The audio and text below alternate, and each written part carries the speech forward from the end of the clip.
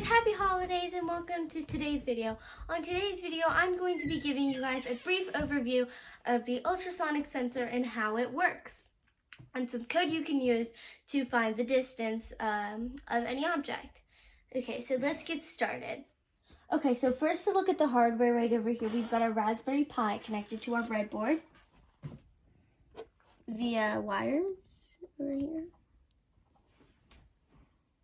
Okay, now we've got our ultrasonic sensor over here connected to our GPio pin. So you can see over here we've got VCC, trig, echo, and GND.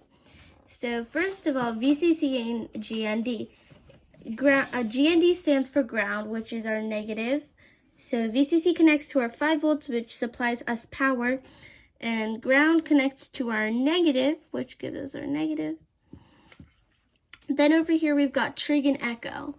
Right here, trig and echo, which will help us actually calculate our distance.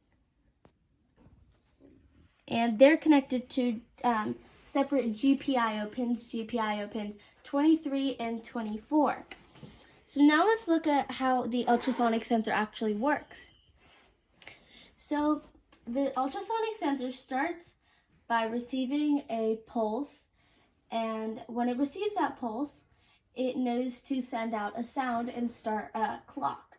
So our trig over here, our trigger, will send out that sound. Now when our sound hits an object like a wall, it bounces back and comes straight back to our sensor.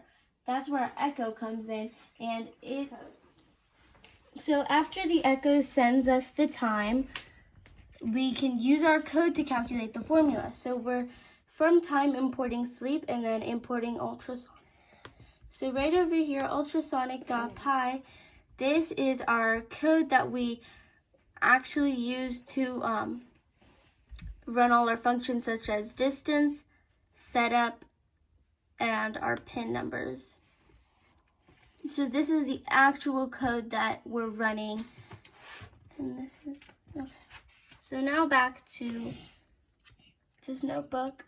So we're importing ultrasonic, which is all those functions that have to do with the sensor.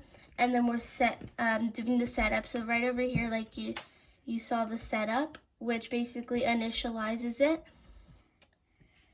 And we're just doing that right over here and giving the GPIO pins for a trigger and echo. Okay, now we're running a infinite loop while true, and we're going sleep for 1 second. That just gives us our wait time, and then we're printing the distance. And distance is a function.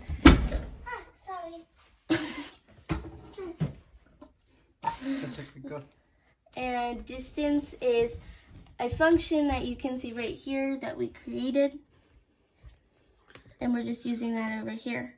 And let's run it. Okay, so here's our sensor, and we are going to see how it runs. Okay, so run that. Okay, so now you can see distances are being printed, and now let's look at our ultrasonic sensor over here.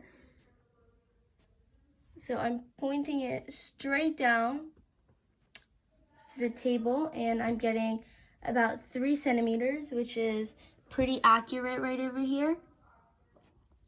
Now, let's say I'm pointing it to this wall. I'm getting about half a meter, or 49-ish centimeters, which is really accurate too. 50, 49, and it stays around there. And then when I flip it back to the table, you can see we're at 3, then 3, 3, 4. As we gradually get higher, we get up to 5, 6, and 7, then 8, then 9. And we keep getting bigger. So as you can see, our ultrasonic sensor is pretty accurate.